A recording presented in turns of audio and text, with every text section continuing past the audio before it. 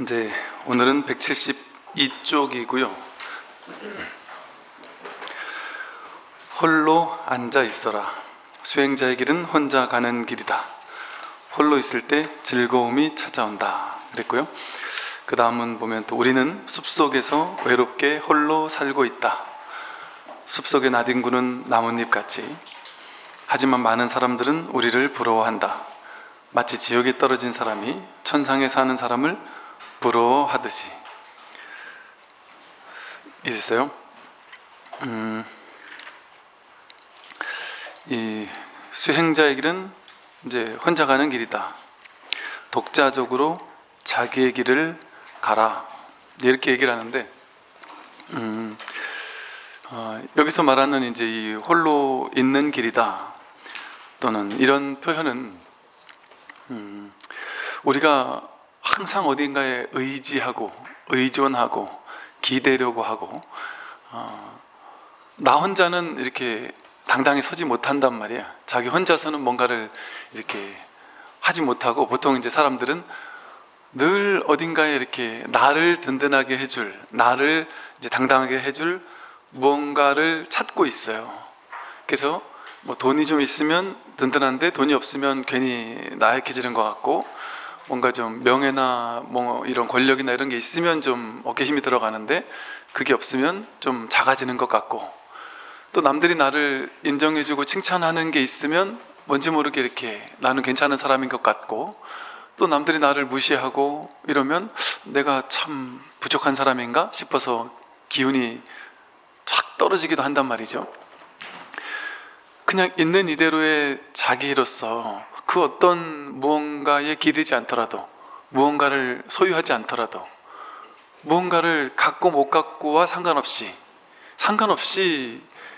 딱 서 있지 못하단 말이죠. 끊임없이 이 홀로라는 것에 두렵단 말이에요. 아무것도 없이, 진짜 재산 한 톨 없이, 아무것 가진 것 없이 그냥 홀로 딱 있다 할지라도 상관없단 말이죠. 그런데 우리는 항상 뭔가 이렇게 기대고 의지하고 종속되고 그거를 가져야만, 거기에서 나에게 힘이 나온단 말이에요. 보통 사람들이 보면 당당한 사람이 있고 그렇지 못한 사람이 있고, 잘난 사람이 있고 못난 사람이 있고, 큰 소리 치는 사람이 있고 못 치는 사람이 있고 그렇잖아요. 근데 그게 어디서 나오냐? 자기 명함에서 나온단 말이에요. 자기에게 주어진 이름표, 꼬리표. 그게 자기인 줄 안단 말이죠. 그건 그냥 살다가 인연 따라 이 명함을 받기도 하고 저런 어떤 지위에 오르기도 하고, 그건 생기기도 하고 사라지기도 하는 거죠. 있기도 하고 없기도 하는 것이죠. 그건 진정한 자기가 아닌 거죠.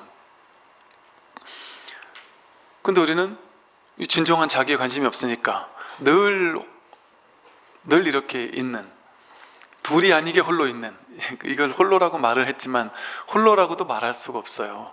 그래서 불교는 홀로다, 아니면 뭐 한마음이다 이렇게도 방편으로 쓰지만, 일진법계다, 한마음이다, 마음 하나뿐이다 이렇게 일심 이렇게 표현하기도 하지만, 그거는 이제 조금 좋은 방편은 아니에요. 사실 그거보다 조금 더 허물이 없는 방편은 하나다 이렇게 하면은 그 하나를 쥐려고 한단 말이에요. 그건 둘이 아니다, 셋도 아니다, 다른 것도 아니다,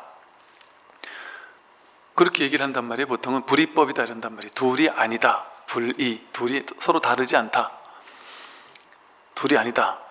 그러면 당연히 둘이 아니니까 하나인갑지 이렇게 생각하지만, 그렇게 결론 내지 말라고 얘기를 해요. 어떤 방편에서는 뭐 하나라고 말하기도 하지만, 이처럼 우리 본성은 둘로 셋으로 넷으로 쪼개지지 않아요. 오직 이 하나뿐이란 말이에요. 이 홀로뿐인 거예요. 그러니까 어디 의지를 하고 어디 기대요? 여기 내가 있고 바깥에 세상이 있고, 그럴 때는 내가 이 세상에 있는 무언가를 더 갖고 싶고, 세상에 있는 수많은 사람들 가운데 어떤 사람과는 좀 친해지고 싶고, 그 사람과 함께하면 뭔가 든든한 것 같고, 뭐 나의 소울메이트를 찾으면 뭔가 이렇게 안정적인 것 같고, 이렇게 생각을 하지만, 그거는 이 몸을 나라고 생각하는 망상에서부터 시작된단 말이죠. 그렇게 둘로 나뉠 수가 없어요. 그러니까 이 둘로 나뉘지 못하는, 나뉠 수 없는 이 진실한 자리, 이 마음 하나를 우리가 깨닫고자 이 공부를 하는 거죠. 그러니까 이 공부를 하는 사람은 어디에 막 기대고 의지하고 그럴 필요가 없단 말이죠. 그냥 홀로 가는 길이에요. 무언가에 의지해서 찾을 수 있는 게 아니거든요. 이것은 방편으로 뭐 법에 의지하고 이렇게 하지만 결국에는 자기에게서 있는 부처, 자기에게 있는 법, 자기라는 승보, 자기가 부처고 자기가 법이에요. 스님 하면 이렇게 머리 깎고 가사장삼 입은 사람이 스님 같지만 이건 경전에 나오는 말이에요. 경전에 저희 은사 스님도 항상 자성삼보 얘기를 법문하실 때 항상 많이 하셨거든요. 자성삼보. 그래서 삼보는 바깥에는 형상의 삼보, 그건 방편이다. 진짜 삼보는 자기 자성삼보다. 그 자기 성품 가운데 삼보가 구족되어 있다는 거죠. 그러니까 내가 부처님이고 내가 법이고 내가 스님인 거예요. 스님이 다른 게 스님이 아니고 나의 뿌리가 그리운 사람, 내가 누군지를 한번 확인해 봐야 되겠다 하는 사람, 이 분별에서 오는 지긋지긋한 괴로움에 더 이상 나는 휘둘리며 살 수 없다. 그래서 내가 누군지를 한번 확인해야 되겠다. 진실이 뭔지를 알아야 되겠다. 그거는 자기 안에서 올라오는 이 근원적인 그리움이거든요. 사람은 누구나 고향을 찾아가고 싶어 하잖아요. 나이 들면 언제나 뭔가 풍진객처럼 세상을 떠돌다가도 나이가 들고 나면 왠지 모르게 고향 가서 묻히고 싶잖아요. 그런가 봐요. 고향 가서 묻히고 싶은가 봐요. 우리는 모르잖아요. 근데 저도 좀 사실 깜짝 놀란 것이, 제가 이제 상주에 우리 절을 하고서 아버님께 전화를 해서 절을 쪼만하게 하나 했어요. 그랬더니 그러냐고 반가워하시더라고요. 그랬더니 어디냐고 그래요. 그래서 뭐 부산이나 서울이나 어딘 줄 알았나 보죠. 근데 경북 상주라고 했더니 뭐 거의 눈물을 흘릴 정도로 기뻐하시더라고요. 왜 이러시지? 이랬거든요. 근데 제가 가만히 생각해보니까 제가 어릴 때 상주로 벌초 왔던 기억이 있어요. 그러니까 제가 학교 다닐 때만 해도, 그러니까 저희 아버지의 할아버지가 상주에 지금도 그 산소가 있어가지고 고향이 상주에서부터 시작됐다 그러더라고요. 우리 부모님, 할아버님 뭐 이렇게 해서 그러다가 이제 나오셨다 그러더라고요. 그러면서 너무 좋아하면서 뭐가 그렇게 좋으냐 그랬더니 내가 큰 고민이 하나 있었는데 그 고민이 이렇게 단박에 해결될 줄 몰랐다고. 그거 뭐냐 그랬더니 내가 죽음 어디 묻히지 하는 게 고민이었대요. 그거 신기하더라고요. 그 고민을 하시더라고요. 그런데 이제 내가 묻힐 곳이 생겼구나 이렇게 얘기를 하시는 거예요. 그래서 나는 막 다른 거 필요 없고 그냥 죽고 나면 화장해서 그 절의 뒷산에 아무 나무나 밑에 그냥 이렇게 뼈가루나 뿌려 달라고, 그런 생각하시면서 그게 그렇게 이게 뿌듯하신가 보더라고요. 되게 기쁘신가 봐요. 뭔가 이게 자기가 온 곳으로 가까이 가고 싶은가 봐요, 사람은. 근데 그런 것처럼 진짜 고향은 어딜까요? 상주, 어디 부산, 대전, 대구, 이게 진짜 고향이겠어요? 그거는 이 물질의 고향이지, 진짜 고향은 자성삼보가 자기의 고향이에요. 여러분이 지금 이렇게 분별을 쫓아다니느라고, 그러니까 법화경의 비유가 절묘하다니까요. 법화경에 보면 아들이 40년을 집 나가서 거지로 떠돈단 말이에요. 그래서 40년 만에 아버지가 아들을 보고서는 아들아 했는데 아들이 안 믿는단 말이에요. 그러면서 한 40년을 그냥 거지로 떠돈단 말이에요. 자기가 이렇게 부자인 줄 모르고, 이렇게 귀한 게 나에게 우리 집에 본래 있다는 걸 모르고, 내 고향에는 이 값진 어마어마한 부귀영화가 있다는 걸 모르고, 그리고 거지로, 아무것도 없는 거지로 떠돈다는 얘기를 하거든요. 그게 우리란 말이에요. 자기에게 부처, 부처님의 법, 이 청정한 승가가 자기에게 본래부터 구족돼 있었고 한 번도 없어진 적이 없었다라는 사실을 모르고 뭐가 거지예요? 진짜를 가지고 있으면서도 진짜가 없다고 생각하면서 이 찌끄레기만 좋아하는 거잖아요. 비본질적인 것만 좋아하는 거잖아요. 그게 뭐예요? 분별이죠. 분별에서 이 머리가 좋아하는 거, 분별이 좋아하는 것들, 거기에 목숨 걸고 살잖아요.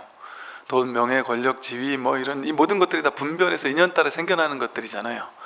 누군 좋아하는 거, 누군 싫어하는 거, 누군 이걸 좋아하는데 누군 저걸 좋아해요. 좋아하는 게 다 다르단 말이에요. 사람마다. 왜? 분별이 다르니까, 업이 다르니까.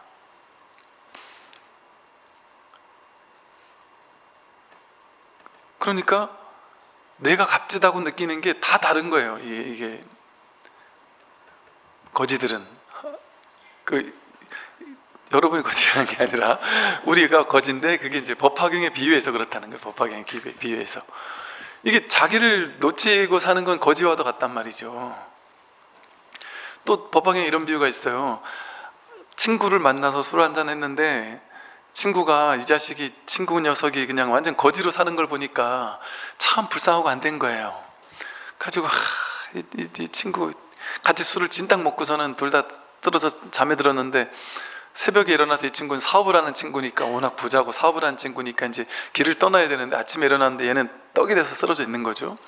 근데 길을 떠나기 전에 하도 친구가 불쌍해서 돈으로 가치를 매길 수 없는 막 수조원하는 막 다이아몬드 전 세계 하나밖에 없는 비싼 다이아몬드를 안주머니에다가 탁 넣어놨단 말이에요.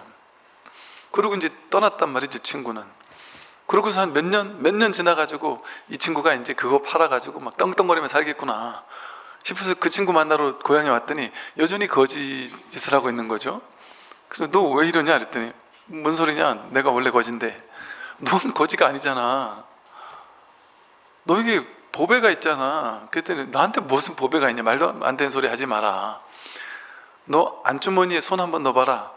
안주머니에 보배가 있을까 생각을 못해서 손을 넣어본 적이 없는 거예요. 거기 그게 있는지도 모르는 거예요. 그래서 안주머니 보니까 이게 전설로만 들려오던 값진 보배가 드래곤볼 구슬이 있단 말이에요. 그게 여기 있었단 말이에요. 그러면 이제 겉으로는 거진데 이게 있으니까 얼마나 든든하겠어요.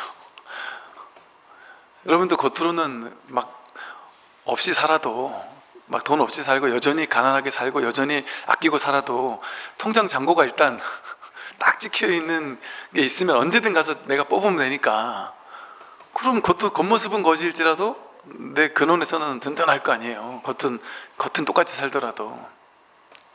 그렇게 될 수 있단 말이죠. 겉은 똑같이 살 수 있어, 겉은. 그러나 완전 근원적인 전환이 내 안에서 완전 근원적인 전환이 일어나는 거야. 나는 원래 거지야 이러고서 거지로 사는 거 하고, 거지로 사는 모습은 띄고 있지만 속으로는 야 자식들 내가 니네보다 훨씬 부자야 하는 든든함을 안고 사는 거 하고는 다르지 않겠어요? 이러한 비유처럼 우리에게는 너무나도 값진 보배, 근데 이 값진 보배가 너무나도 아무것도 아닌 것 같단 말이에요.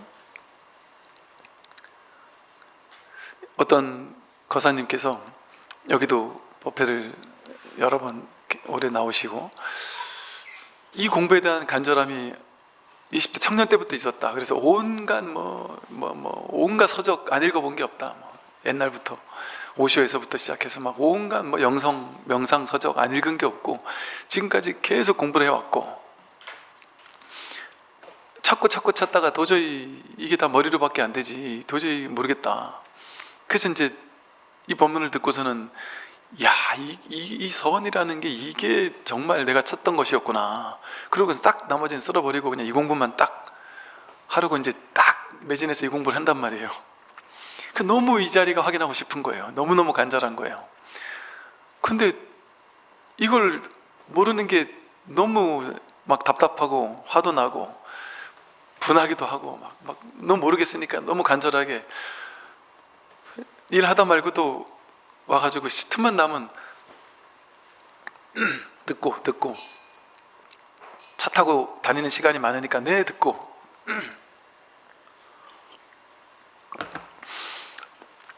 아들 딸 애 엄마가 뭐 그건 맨날 그렇게 듣냐고 그러더라도 막 그냥 듣는 거 아무 말 안 하고 이게 뭐 이렇더니 저러니 얘기 안 하고 그러다가 이제 이렇게 그 왔다 갔다 서울 부산 왔다 갔다 하시다가 이제 그 중간에 상주가 있으니까 그냥 오다 가다가 그냥 이렇게 한두 번 가족들을 데리고 들어오셨다가 어느 날 아들을 데리고 오셨어요 절에. 그래서 같이 법문을 듣고 그 아들한테 그냥 온 김에 가는 길에 야 사실은 내가 이 스님 법문을 듣고 있었다. 그러니까 이게 너는 이해를 못하겠지만 이걸 공부를 하면 참 어떤 공부다. 이게 진짜 이게 한번 해볼 만한 공부다. 20대 아들한테 이게 참 진짜 해볼 만한 공부다. 근데 내가 너한테 이런 얘기 하면 뭐 먹히겠냐. 그래서 그동안 얘기를 안 했다. 그랬다는 거죠. 그런 지 1, 2주도 안 됐어요. 1, 2주도 안 돼가지고 그 아들이 이 법문을 듣다가 이걸 모른단 말이야 아빠? 어떻게 이걸 모를 수가 있어. 이거잖아. 이게 너무 쉬운 거 이거 아무것도 아닌 거잖아. 그러니까 이 아버지가 너무 어이가 없어요. 당황스러워가지고 한편으로는 너무 기쁘면서 한편으로는 이게 뭐 하는 거인가 지금 얘가 이랬단 말이죠. 그럴 수 있어요. 아이들이 아무것도 모르는 사람이 그냥 너무 쉽게 이걸 확인할 수도 있어요. 근데 이제 끝날 때까지 끝난 건 아니에요. 아직은 몰라요. 그렇게 해서 이제 언뜻 이 자리에 대한 감을 잡은 사람이라 할지라도 이 공부를 계속 하냐 안 하느냐 이제 그게 또 달려 있어요. 그래서 사실은 발심이 중요하다고 하는 이유가 그냥 어찌어찌 하다가 이 자리 확인한 사람들은 이게 귀한 줄 몰라요. 이거 아무것도 아닌데 하고 그냥 넘기기가 쉬울 수도 있어요. 물론 안 그럴 수도 있지만 자신의 어떤 인연이 어떠냐에 따라 다를 수 있겠지만 그러면 이렇게 너무 쉽게 확인한 사람들이 또 너무 금방 이거를 소원하게 생각해서 이게 오래오래 익숙해져야 되는 여기에서 익숙해지는 시간을 보내야 되거든요. 오래오래. 근데 그걸 못하는 거예요. 그럴 수도 있단 말이죠. 안 그럴 수도 있지만 그래서 이거는 발심이 중요한 거예요. 내가 끝끝내 이 공부를 빨리 하고 늦게 하고는 상관이 없어요. 언뜻 보면은 이 자리 빨리 알아챈 사람이 막 부러워 주겠잖아요. 속으로는. 저 보살을 내가 데리고 왔는데 말이야. 나는 모르겠는데 저 보살은 알겠다고 지 혼자 막 끄덕끄덕거리고 막 얼굴을 환해지고 막 축하한다 이러지만 속으로는 막 결코 축하가 안 된단 말이에요. 그럼 뭐 그 걱정할 필요 없단 말이에요. 그런 거 뭐 크게 신경 쓸 필요 없어요. 그리고 내가 데리고 온 사람이 이 공부가 한 해 공부가 잘 되고 있다. 그거는 내 복이에요. 그 사람이 나와 다르지 않단 말이에요. 또 나와 인연된 사람, 그 사람이 밝아진다라는 거는 나와 인연된 그 사람이 밝아진다라는 건 곧 내가 밝아진다는 것과 다르지 않아요. 그래서 전법을 한다는 게 어떤 사람은 그래요. 야, 처음에 스님, 와, 전 이 사이트 발견하고서 정말 너무 반가웠습니다. 그러면서 차마 이걸 내 주변에 있는 도반들한테 알려줄 수가 없었어요. 그래서 내가 일단 깨닫고 나서 알려줘야지. 내가 괜히 알려줬다가 나보다 근기가 높은 도반들이 먼저 깨달을까 봐 걱정이 돼서 얘기를 못 해주겠다라는 얘기를 솔직하게 하더란 말이죠. 그런 게 아니에요. 이 공부는. 내가 인연 맺어준 사람들이 나와 다르지 않아요. 내가 어떤 인연을 맺고 사느냐 그게 곧 자기거든요. 내가 인연 맺고 있는 모든 존재가 자기예요. 내가 몸담고 있는 곳, 그 곳 전체가 자기고 내가 보는 것, 내가 듣는 것, 나와 함께 인연 맺고 사는 그 존재들. 그러니까 우리가 그 요즘 말로는 그 사람이 어떤지를 보려면 그 사람 친구를 보면 된다, 그 사람 부모님을 보면 된다 하는 게, 진심으로 누군가를 깨어나게 하고 깨닫게 하고 좋은 인연을 맺어주고 그러고 나서 그 사람이 깨어난다는 건 놀라운 일인 거예요. 그거는 내가 이렇게 질투할 일이 아니라 진심으로 내일처럼 기뻐하는 게 되지 않겠죠. 근데 이게 그렇게 되었을 때 이게 이제 수희 찬탄이거든요. 그럼 그 공덕이 내 공덕이 돼버리는 거예요. 그 공덕이 내 공덕이 돼요. 그래서 우리가 부처님 전에 와서 절을 하고 찬탄하고 뭔가 부처님을 우리가 우러르고 그런 이유가 뭐겠어요? 불법성 3보를 우리가 찬탄하고 우러르는 이유가 뭐겠어요? 진심으로 우러를 때, 진심으로 내가 귀의할 때, 그때 그곳이 나거든요. 자기를 찬탄하는 것이거든요. 내가 자꾸 내가 찬탄하는 그곳이 된단 말이에요. 돌이 아니기 때문에. 그래서 이 공부는 이렇게 홀로 가는 길이에요. 사람에게는 4가지 고독함이 있다 이렇게 썼어요. 태어날 때도 혼자서 오고 죽을 때도 혼자서 가며 괴로움도 혼자서 받고 윤회의 길도 혼자서 간다. 이 근본 설일체 유부 비나야 잡사 이랬어요. 이제 설일체 유부라는 부파불교에서 나온 책인 것 같아요. 이 몸이 나라고 생각했을 때 이 몸은 이제 나라는 존재가 보세요. 일단 태어날 때 혼자 왔잖아요. 죽을 때 누구 같이 안 가잖아요. 혼자 간단 말이에요. 뭐 진시황 내지는 뭐 옛날에 왕들이 왕이 죽으면 살아있는 신하들까지 막 같이 묻으면 덜 어려울 줄 알고 같이 묻고, 인도에서는 남편이 죽으면 아내를 같이 살았어도 같이 화장을 시키 사티라 해가지고 그런 문화가 있었다니까요. 근자까지. 그리고 그렇게 따라 죽은 아내를 뭐 신처럼 이렇게 떠받들고, 그게 혼자 가기 싫으니까 혼자 가면 외로울 줄 알고 그렇게 하면 같이 가겠냔 말이에요. 그렇게 한다고 같이 가겠어요? 죽을 때도 혼자서 가는 거죠. 괴로움 혼자서 받아요. 물론 옆에 주변에 이렇게 지지해주는 사람들이 있으면 좀 덜 어렵고 이럴 수는 있겠지만 그 괴로움을 어쨌든 혼자서 받게 되죠. 윤회의 길도 혼자서 간다. 이런 이야기를 썼어요. 이것도 생각해 하는 소리죠. 이것도 결국에는 이 괴로움의 길을 내가 벗어나게 되는 것, 이 홀로 받아야 되는 이 괴로움의 길, 여기서 벗어나는 건 자기 일이에요. 자기 일. 그러니까 제일 중요한 게 상구보리가 먼저거든요. 내가 깨닫는 일이 먼저예요. 내가 깨닫고 나면 그게 저절로 하와정생과 둘이 아니고, 내가 깨달았을 때 이 모든 이런 고독이 아니에요. 홀로 있으면 아니에요.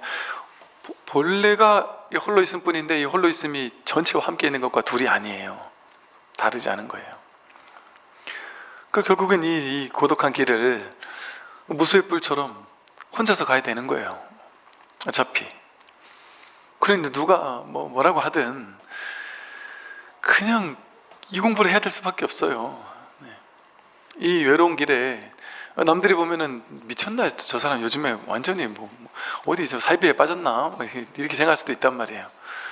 그러니 얘기할 필요 없어요. 이게 잘 못 알아듣는 사람한테는, 이게 이 공부 할 만한 사람한테는 얘기해 줘도 좋지만 그렇지 않은 사람한테는 그냥 굳이 얘기할 필요 없어요. 괜히 이게 이해를 못 할 수 있단 말이에요. 이 공부를. 그럼 그냥 묵묵하게 하는 거예요. 그냥 자랑하지 않고 그냥 비밀스럽게 하는 거예요. 공부의 공부는. 그래서 저희 은자 스님이 항상 따르고 있는 거, 용성 스님이 3.1 독립운동 33인 중에 한 분이었던 용성 스님의 유훈, 뜻을 항상 받드는 일을 은자 스님이 항상 하시는데, 그 용성 스님의 그 말이거든요. 수행하는 사람은 수행을 비묘 엄밀하게 해야 된다.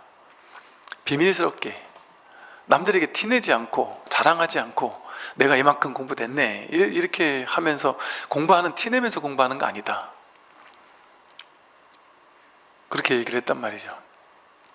그게 여러모로 나중에 알게 돼요. 여러모로 도움이 돼요. 여러모로 나중에 가서 큰 도움이 돼요. 지금은 막 근질근질 할 수도 있겠지만, 내가 조금 얻은 것이 막 너무 기뻐서 막 자랑하고 싶겠지만,